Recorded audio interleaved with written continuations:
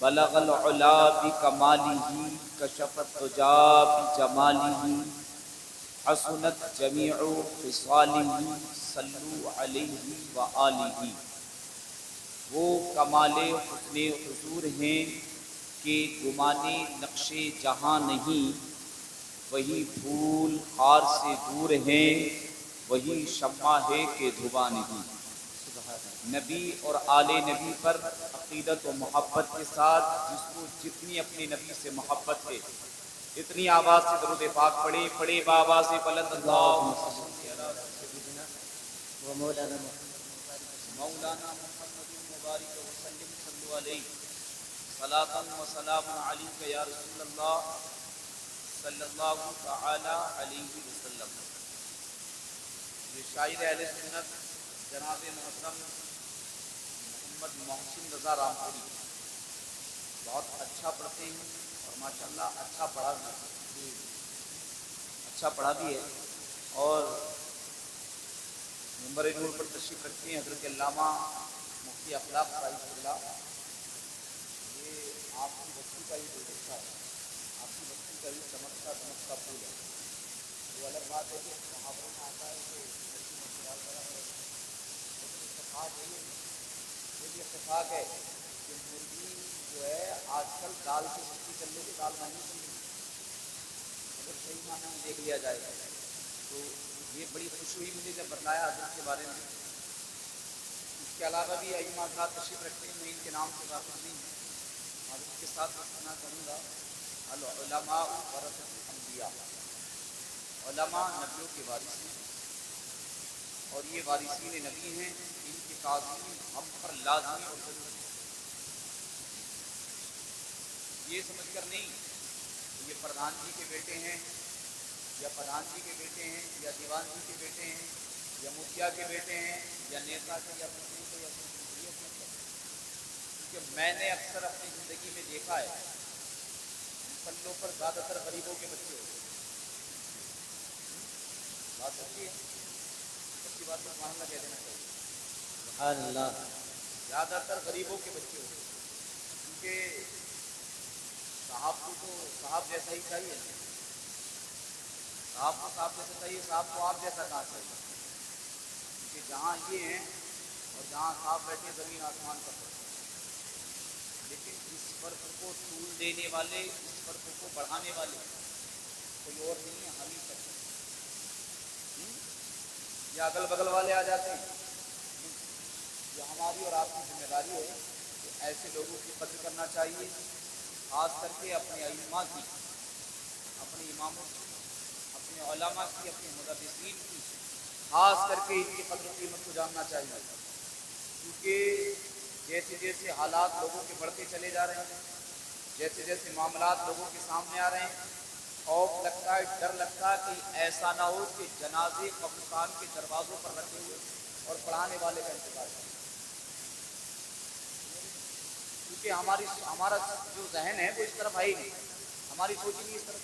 اور سوچ کیا یار، ہماری کیا سوچ، ہم جو خود ہیں نا، ہم اپنے آپ بھی اپنے بچوں کو اپنی جگہ کھڑا کرنا نہیں چاہ رہے، ہم خود بھی نہیں چاہ رہے، کیونکہ ہمیں پتہ ہے نا ہم کن کن معاملات کو کر کے آ رہے ہیں، ہمیں پتہ ہے۔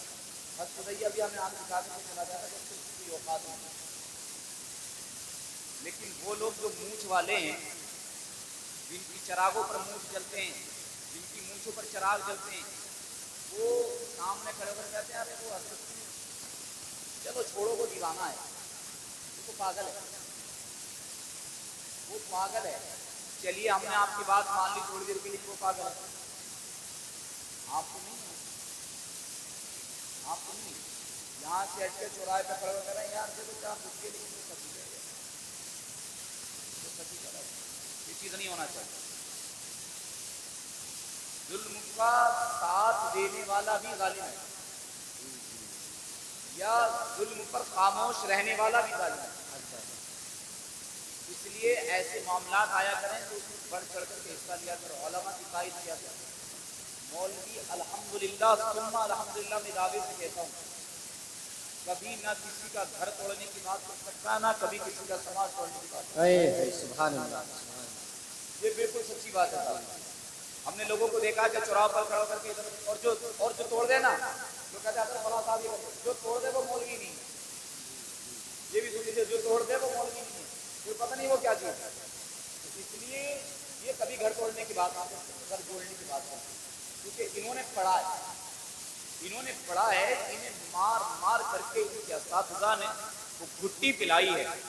جس احکم الحاکمین کی محفل میں ہم اور آپ تشریف رکھتے ہیں، اسی نبی رحمت صلی اللہ تعالی علیہ وسلم کا دریائے کرم جوش پر ہے۔ آقا کریم صلی اللہ علیہ وسلم کی لاڈلی اور چہیتی شریک حیات، جس کو ہم اور آپ حضرت طیبہ طاہرہ عابدہ زاہدہ، حضرت صدیقہ عائشہ صدیقہ رضی اللہ تبارک و تعالی عنہا کے نام سے جانتے ہیں، یہی عائشہ صدیقہ ہے، نبی کی رحمت کی بارگاہ میں موجود ہے، آقا کا دریائے کرم جوش پر ہے۔ میرے نبی ارشاد فرماتے ہیں، او میری ننی منی عائشہ، او میری پیاری لاڈلی عائشہ، مانگ لو کیا مانگنا چاہتی ہو، مانگ لو کیا مانگنا چاہتی ہو، جو مانگو گی عطا کر دیا جائے گا۔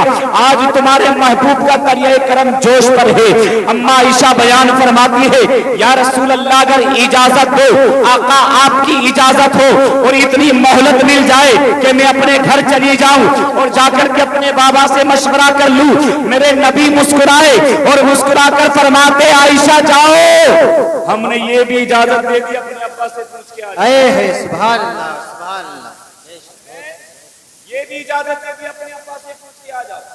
مارزقین فرماتے ہیں، حضرت عائشہ صدیقہ رضی اللہ تبارک و تعالی عنہا دوڑی، اپنے والد کے پاس پہنچی اور والد سے جا کر کے کہتی ہیں، ابا حضور آقا کا دریائے کرم جوش پر ہے، میرے نبی ارشاد فرماتے ہیں، عائشہ جو مانگنا چاہتی ہو مانگ لو، جو چاہتی ہو مانگ لو، عطا کر دیا جائے گا۔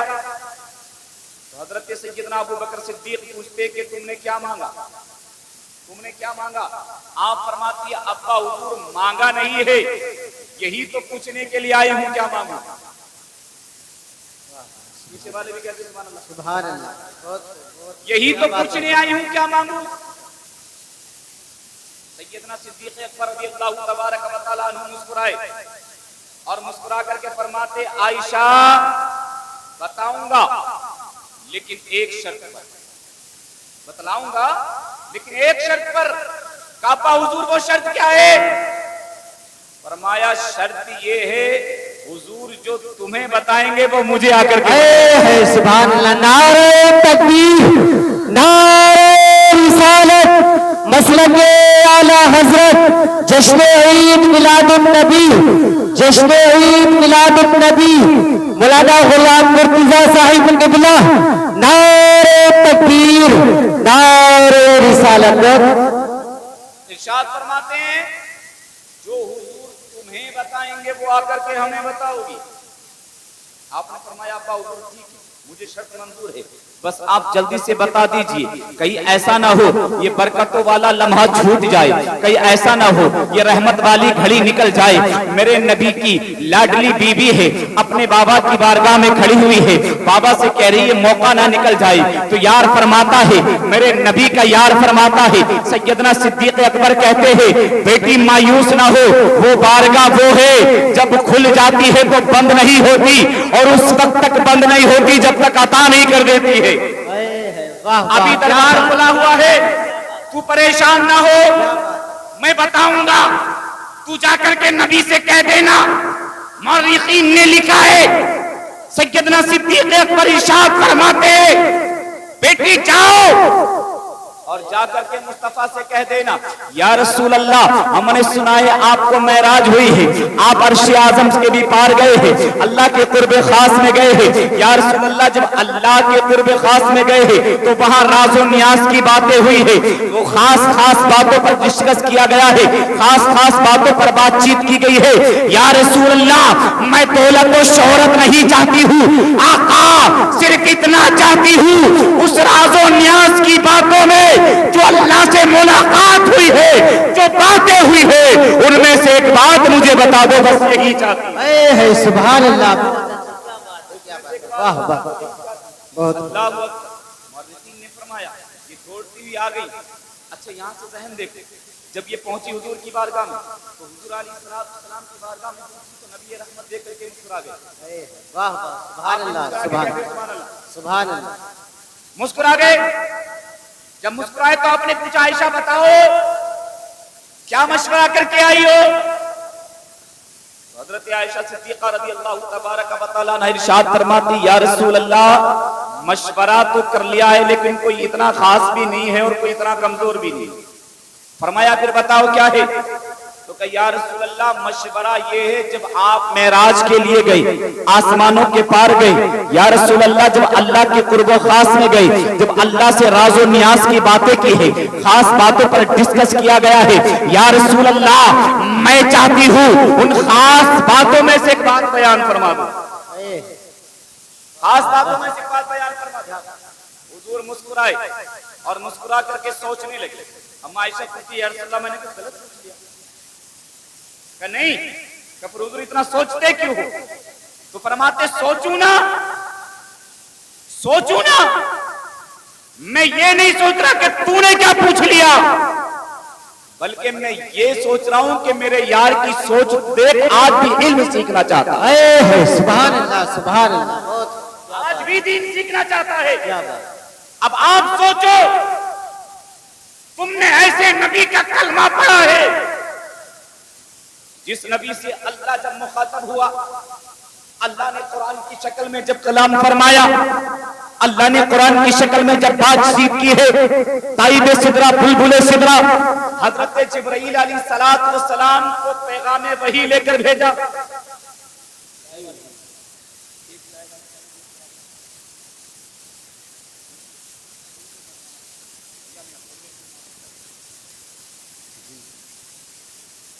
سن لو, ہو سکتا ہے کوئی بات کام کی ہو جائے, باقی میری ایسی زبان بھی نہیں, نہ میری ایسی کوئی اوقات نہیں کام کی بات کرتا.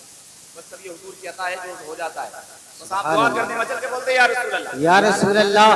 فرماتے میں یہ سوچ رہا ہوں کہ میرے یار کی سوچ دیکھو, اس کا ذہن دیکھو, وہ آج بھی اور ایسی حالت میں جبکہ اسے پتا ہے یہ وہ نبی ہے, جبکہ اسے پتا ہے یہ وہ رسول ہے, جب زبان کھولتا ہے اور عطا کرنے پر آتا ہے تو اتنا عطا کرتا ہے, اتنا عطا کرتا ہے کہ مانگنے والے تھک جاتے ہیں لیکن یہ عطا کرنے والا نہیں. سبحان اللہ, کیا بات ہے, کیا اگر بات ہے. دنیا مانگو تو دنیا بھی عطا کر دے گا, دولت مانگو تو دولت بھی عطا کر دے گا, شہرت مانگو تو شہرت بھی عطا کر دے گا, عزت مانگو تو عزت بھی عطا کر دے گا, محلات مانگو تو محلات بھی عطا کر دے گا. کائنات کا کوئی بھی ذرہ طلب کر لوں, اللہ نے اتنی طاقت اس کو عطا کی ہے کہ عطا کر دے گا. لیکن نہیں, اگر آج بھی اس سے کچھ سیکھنا ہے تو دین سیکھنا ہے. سبحان اللہ, سبحان اللہ. کس لیے؟ کیا اس لیے ابو بکر صدیق کو دین نہیں آتا تھا؟ اس لیے نہیں, جانتے تھے دین, سمجھتے تھے دین, پہچانتے تھے دین. میں نے کہا کیوں سیکھا, کیوں مانگا تھا؟ تو فرمایا وہ اپنے لیے نہیں, محمد رسول اللہ کی امت کے لیے, محمد رسول اللہ کی امت کے لیے, تاکہ یہ امت ان قریب اس پر ایک ایسا دور گزرے گا کہ یہ قوم دین سے بھاگتی ہوئی نظر آئے. مسجد عالی شان تو ہوں گی لیکن ویران ہوں گے, مدرسے عالی شان تو ہوں گے لیکن ویران ہوں گے. اللہ ماشاءاللہ سب کی بات نہیں کرتا, زیادہ تر بستیوں کے حالات دیکھ لو. کبھی کبھی ایسا ہوتا ہے کہ ظہر اور عشاء کی نماز امام صاحب کو پڑھنا پڑتا ہے. مدرسوں میں دیکھو امام صاحب خود مدرسے میں خالی بیٹھ کر کے آ جاتے لیکن ہمارے بچے نہیں جاتے. اور یہ کس قوم کے حال ہے؟ یہ اس قوم کے حالات ہیں جس قوم کے نبی پر, جس نبی کا اس قوم نے کلمہ پڑھا ہے, اور اس نبی سے جب اللہ مخاطب ہوا, جب اللہ نے قرآن کی شکل میں بات چیت کی تو سب سے پہلا کلام ہوا اقرا, پڑھو. آپ بھی بولو, زور سے بولو, سبحان اللہ, جی لگا کے بولو, سبحان اللہ. کہتے پڑھو. اب آپ اندازہ کرو, جس قوم کے نبی پر مخاطب سب سے پہلا کلام قرآن کی شکل میں ہوا ہو کہ پڑھو. وہ قوم ان پڑھ رہ جائے، وہ قوم گوار رہ جائے، وہ قوم جاہل رہ جائے، تو آپ ہمیں بتاؤ اس سے بڑا مورخ اور دیوانہ اور بے وقوف کون ہے؟ کیا چیز ہے ہمارے پاس؟ زندگیوں کا معائنہ کریں، اپنی زندگیوں کو دیکھیں، کیا چیز ہمارے پاس؟ کچھ نہیں، صرف جمعہ کے 2 فرضوں کے علاوہ کچھ بھی نہیں ہے۔ حضور کی پیدائش پر بات چیتیں آپ نے بہت ساری سنی ہوئی، کروں گا لیکن نچوڑ میں 2-4 باتیں کرنے کی کوشش کروں گا۔ فی الحال میں بہت کام کی بات، جس چیز کے لیے مجھے خاص کر کے سنا گیا ہے وہ باتیں آپ سے کرنا چاہتا ہوں، جس وجہ سے میری اور آپ کی ملاقات ہوئی، بس یہی وجہ اور کوئی وجہ نہیں اس کے علاوہ۔ سنیے گا، کیا ہے ہمارے پاس؟ صرف جمعہ کے 2 فرضوں کے علاوہ، اور وہ بھی ایسے کسی کی الحمد غائب، کسی کی سورت غائب، کسی کی تسبیح غائب، کسی کی تکبیر غائب، وہ بھی ایسے، اور ان 2 فرضوں پر اٹھلاتے ہو، ان 2 فرضوں پر اتراتے ہو۔ ذرا غور کرو، غور کرو، وہ نمازیں جن نمازوں میں صحیح معنی میں آپ ثنا نہیں پڑھ سکتے ہو،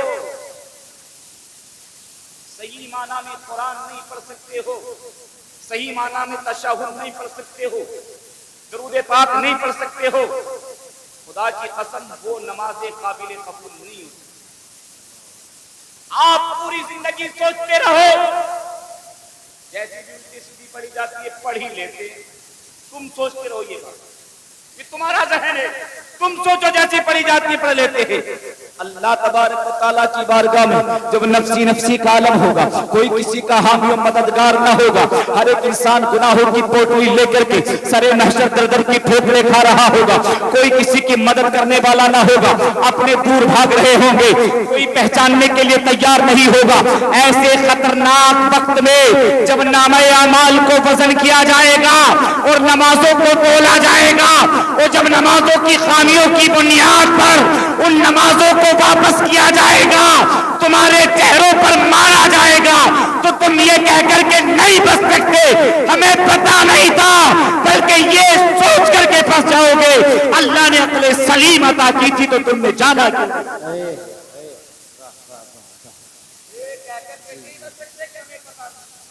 بلکہ یہ سوچ کر کے پھنس جاؤ گے جب اللہ نے عقل دی تو تم نے سیکھا کیوں نہیں؟ قوم کے لیے جو قوم 2 پہیوں پر سائیکل چلاتی ہے، 2 پہیوں پر سائیکل چلانا معمولی بات ہے، ہمارے بچے 2 پہیوں پر سائیکلیں بھگاتے ہیں، 2 پہیوں پر موٹر سائیکل بھگاتے ہیں، ہمارے جوان 4 پہیوں پر کاریں چلا رہے ہیں،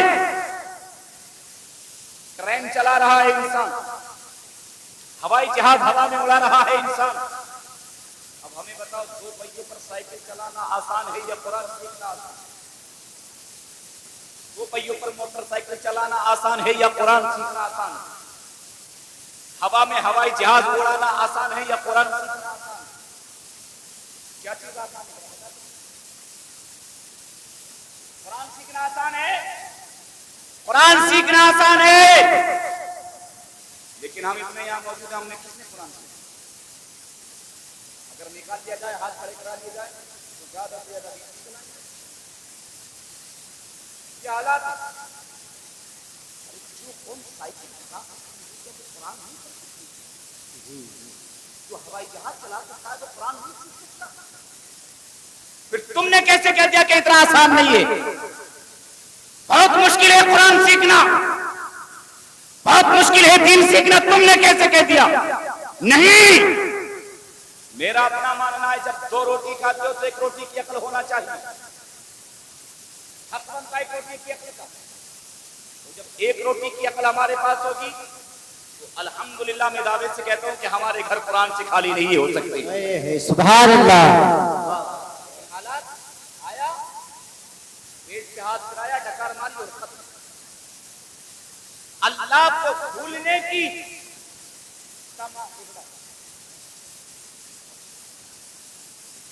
اللہ کو بھولنے کی تمام وجوہات میں سے ایک بہت بڑی وجہ یہ ہے بہت بڑی وجہ یہ ہے کہ انسان پیٹ بھر کھا لیتا، پیٹ بھر کھا لیتا۔ جو بندہ پیٹ بھر کھا لے گا وہ اللہ کو بھول جائے، کیونکہ اللہ مشکلوں میں یاد آتا، اللہ بیماریوں میں یاد آتا، اللہ پریشانیوں میں یاد آتا۔ جب اچھا پہننے نہیں ملے تب اللہ یاد آتا ہے، اچھا کھانے نہ ملے تب اللہ یاد آتا ہے، بیماریوں سے نجات نہ ملے تب اللہ یاد آتا ہے۔ اس وقت میں اللہ اللہ اللہ اللہ اللہ اللہ، اتنا اللہ اللہ اتنا اللہ اللہ کہ سامنے سے دیکھنے والا حیرت میں پڑ جائے گا، لگتا ہے کہ اللہ کا ولی بن گیا۔ اور جیسے مشکلیں ختم ہوئی، جیسے پیٹ بھرا، سب کچھ بھول گئے کہ اللہ بھی بھول گئے۔ اور جب تم بھول گئے تو وہ ناپاک طاقتیں جو آج اپنے آپ کو سپر پاور سمجھتی ہے، اللہ کی قسم تاریخ گواہ ہے، وہ ہمارے اسلاف کے قدموں میں رہتی تھی، ہمارے اسلاف کے قدموں میں رہتی تھی، اور ان کے قدموں میں رہتی تھی جنہوں نے سوکھی روٹی کو پانی میں بھگو کر کے کھایا ہے، جنہوں نے ابلے ہوئے چنے کھا کر کے سانسیں لی ہے، جنہوں نے کھجوریں کھا کر کے اپنی زندگیوں کو گزارا ہے۔ ان کے قدموں میں وہ تاج، وہ تخت پڑے رہتے تھے جن کے لیے آج تم ایک دوسرے کا قتل کرنے لگے۔ جب وہ لوگ اللہ کو یاد کرنے لگے، اور جب سے مسلمان نے اللہ کو سنا، جب سے مسلمان نے رسول اللہ کو سنا، جب سے مسلمان نے اپنے نبی سے بے وفائی کی ہے، جب سے مسلمان نے اپنے رسول سے بے وفائی کی ہے، جب سے مسلمان نے اللہ سے بے وفائی کی ہے، اللہ کی قسم کتے بھی پیچھے آ گئے۔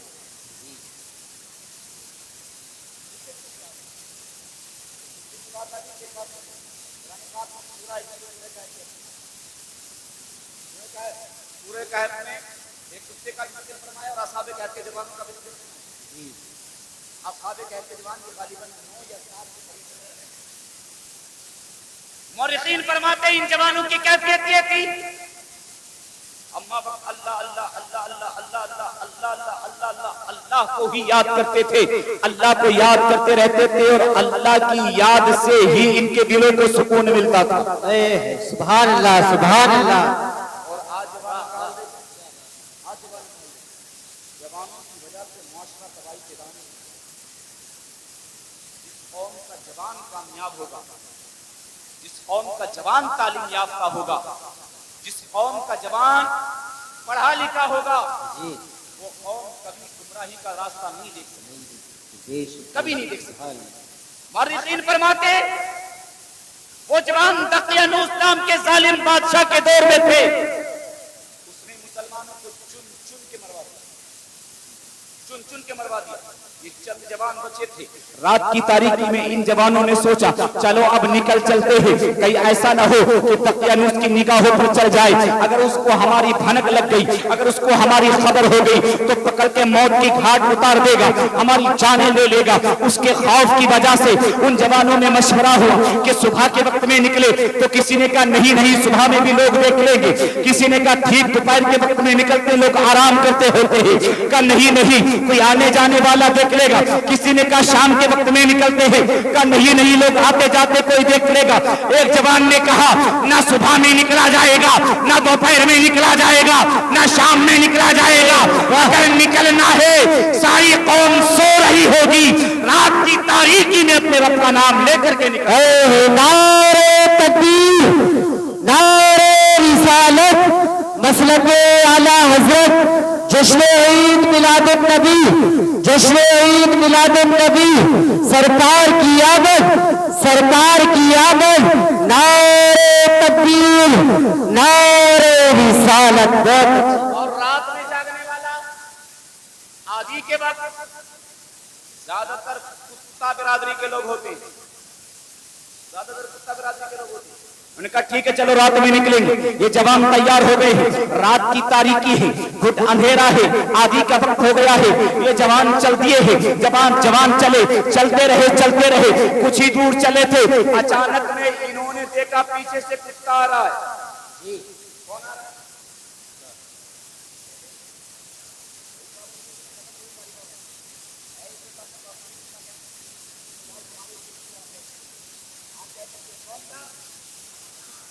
پیچھے پیچھے جوان پلٹے، انہوں نے خوف کھایا کہیں ایسا نہ ہو کہ یہ کتا بول جائے. کتے کی فطرت میں ہوتا ہے بولنا، کتے کی فطرت ہے بھونکنا.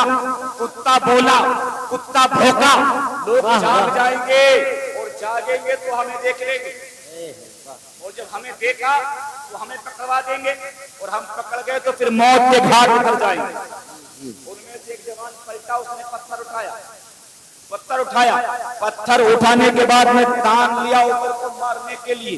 مارنے والا ہی تھا، کتے نے اگلے پیر اٹھا دیے اور اٹھانے کے بعد اللہ کے حضور کہتا مولا آج نہیں بولا تو کبھی نہیں، آج نہیں بولا تو کبھی نہیں بولوں گا. مولا آج بولنے کی طاقت، آج کو پتے کو یا عطا فرما دے. خالق نے فرمایا کیا بات ہے؟ کہ مولا میں تیرے اس بندے سے کلام کرنا، سبحان اللہ، میں اس سے بات کرنا چاہتا ہوں. اللہ تبارک و تعالیٰ نے کتے کو زبان عطا کی، مچل کے کہتے سبحان اللہ. سبحان اللہ. کتا بولا اور کتے نے کہا جوان ٹھہرو، مارنا مت، مارنا مت. جب کتے کو بولتا ہوا جوان نے سنا تو ہاتھ خود ہی رک گیا. اس نے کہا یہ کیا ماجرا ہے؟ اس نے کہا چلو ٹھیک ہے نہیں ماریں گے، بتاؤ کیا بات ہے، ہمارے پیچھے پیچھے کیوں چلتے ہو؟ تو کتا کہتا نہیں نہیں مجھے تمہارے ساتھ چلنا ہے. جوان کہتا ہم ساتھ نہیں لے جا سکتے ہیں. پوچھا کیوں نہیں لے جا سکتے؟ کہا نہیں ہم تقیہ میں اس کے خوف سے جا رہے ہیں، اس کے ڈر کی وجہ سے جا رہے ہیں، اور تیری فطرت ہے بھونکنا، تیری عادت ہے بولنا. اگر تو بول گیا لوگ بیدار ہو جائیں گے، ہمیں پکڑ لیں گے، اور ہم یہ نہیں چاہتے کہ ظالم کے چنگل میں پھنس جائے، ظالم کے شکنجے میں پھنس جائے. تو کتے نے کہا نہیں نہیں سنو، میں کتا ضرور ہوں، میری فطرت بھونکنا ضرور ہے، لیکن سنو اتنا نادان نہیں ہوں، اتنا جانتا ہوں کس پر بھونکنا ہے اور کس پر نہیں بھونکنا. سبحان اللہ، سبحان اللہ. جی جی بہت بہت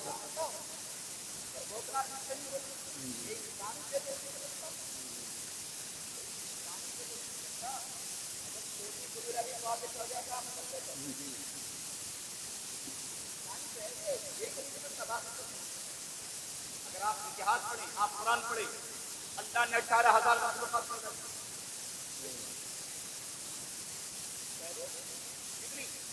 18,000. اس 18,000 میں سوائے انسان کے علاوہ ہر مخلوق جس کو اللہ نے جو کام سونپا ہے، جو ذمہ داری سونپی ہے، وفاداری کے ساتھ کر رہی ہے سوائے انسان کے علاوہ. ایک واحد انسان ایسا ہے جو اپنے رب سے بے وفائی کیے ہوا ہے. باقی ساری کائنات میں اللہ نے جس مخلوق کو جو ذمہ داری دی ہے وہ اس کو نبھا رہی ہے اور بالکل صحیح طریقے سے. لیکن آؤ کتے نے کہا بھونکنا ہے، لیکن کتنی پہچان ہے کس پر بھونکنا کس پہ نہیں بھونکنا. سنو جوانوں، تمہارے ساتھ بھونکوں گا نہیں، تمہارے ساتھ بے وفائی نہیں کروں گا، تمہارے ساتھ وفا نہیں کروں گا. کہا کیوں نہیں کرو گے؟ کیوں بتاؤ، کیوں میرے ساتھ وفا کرو گے؟ بتاؤ کیوں نہیں بھونکو گے ہم پر؟ کہا تم میں کچھ نظر آتا ہے، تم میں کچھ دکھتا ہے. کہا کیا دکھتا ہے؟ کہا دکھتا یہ ہے تم نے اس اللہ سے بے وفائی نہیں کی ہے جس اللہ نے مجھے سانسیں اور زبان عطا کی ہے. اس لیے جب تم اس رب سے بے وفائی نہیں کر سکتے تو میں تم سے بے وفائی. سبحان اللہ، کیا بات ہے. جب بندہ اللہ سے وفا کرے تو جانور بھی اس کے ساتھ وفا کرے. اور جب اس نے اتنا کہا میں اس لیے تمہارے ساتھ وفا کروں گا، رب کی رحمت جوش میں آ گئی. میرے اللہ نے فرما دیا او لوگوں سنو، ہم نے ان جوانوں کو بھی جنتی بنا دیا، اس کتے کو بھی جنتی. سبحان اللہ، کیا بات ہے، کیا بات ہے. واہ، کتے کو بھی جنتی بنا دیا. اگر کتا اللہ والوں سے محبت کر لے، اللہ والوں کے ساتھ وفا کر لے، اللہ والوں کے صدقے میں کتے کو بھی جنت عطا کر دے. بے شک بے شک. میاں ہم نے تو الحمدللہ کلمہ پڑھا ہے مالک کے جنت کا. واہ واہ، کیا بات. ہم نے تو پٹا ڈالا اپنے گلے میں غلامی کا مالک کے جنت کا، واہ واہ، کیا بات. جس کے قبضے میں ماں کائنات ہے. جس کے قبضے میں جنت ہے، جس کے قبضے میں زمین و آسمان ہے، اور جس کی شان یہ ہے، امام اہل سنت فرماتے ہیں یا رسول اللہ سرور کہوں کہ مالک و مولا کہوں تجھے، باغ خلیلی کا گل زیبا کہوں تجھے، اور تیرے تو وصف عیب تناہی سے ہے بری، حیران ہوں میرے شاہ میں کیا کیا کہوں۔ اے نعرے تکبیر، نعرے رسالت، جشن عید میلاد النبی، جشن عید میلاد النبی، نعرے تکبیر، نعرے رسالت۔ سرور کہوں کہ مالک و مولا کہوں تجھے، باغ خلیلی کا گل زیبا کہوں تجھے، تیرے تو وصف عیب تناہی سے ہے بری، حیران ہوں میرے شاہ میں کیا کیا کہوں تجھے، اور اللہ رے تیرے جسم منور کی تابشیں، اے جانے جانے جانے تجلا کہوں تجھے، لیکن رضا نے ختم سخن اسی پہ کر دیا، خالق کا بندہ خلق کا آقا۔ اے واہ واہ کیا بات۔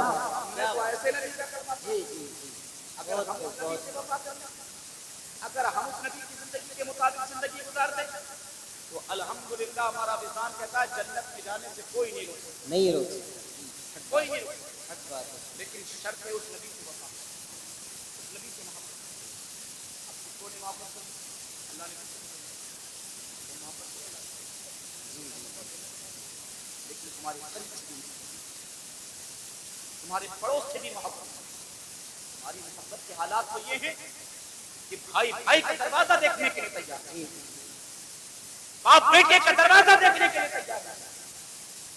جس قوم کی محبت کا تقاضا یہ ہو، جس قوم کی محبت کے حالات یہ ہو، تو آپ سوچو اس قوم کے حالات بدلیں گے۔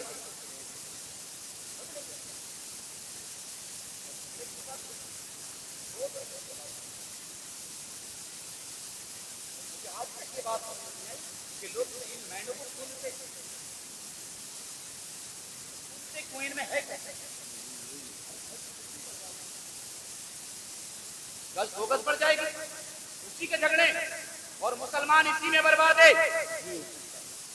اس میں لڑ گیا، ایک دوسرے کو مار لیا، مارنے کے بعد جیل ہو گئی، اب مقدمے چل رہے ہیں، رشتے دار کہہ رہے ہیں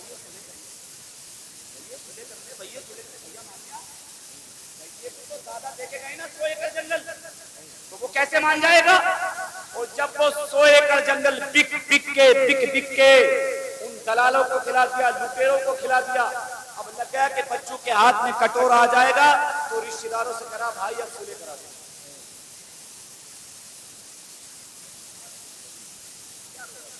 رلاؤں تو بغاوت، ہنساؤں تو بغاوت، بتا داستا چھلی حالات۔ اور میں بارہا اپنے تقریروں میں یہ بات کہتا ہوں، مسلمانوں تمہارا کام ہے ہی نہیں کچہریوں میں جانا، تمہارا کام ہے ہی نہیں قانون عدالتوں میں جانا، تمہارا نہیں، تمہارا کام نہیں۔ ہم تو کہتے ہیں تم مت جاؤ اپنے بچوں کو، تم مت جاؤ اپنے بچوں کو، تمہارے بچے پہنچیں گے تو تمہارا مستقبل سنبھلے گا، تمہارے بچے پہنچیں گے تمہارا فیوچر بدلے گا، اور بچوں کو نہیں پہنچاؤ گے تو صرف لٹنے کے علاوہ دوسرا کام نہیں ہو سکتا۔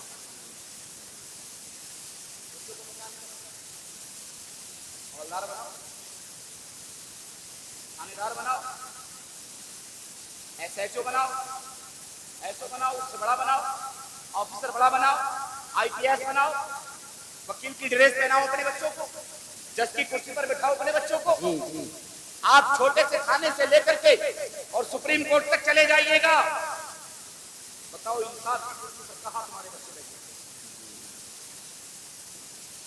جب تمہارے بچے انصاف کی کرسی پر نہیں بیٹھے ہوئے پھر تمہارے حق کی بات کرے گا کون کرے گا تمہارے حق؟ کتنے زور سے مسلم پرسنل لا ووٹ کا مسئلہ چل رہا ہے، آپ دیکھو پتہ بھی نہیں ہوگا لوگوں کو یہ ہے کیسے، کیونکہ ہندوستان کا آئین تم نے نہ پڑھا ہے اور نہ اپنے بچوں کو پڑھایا۔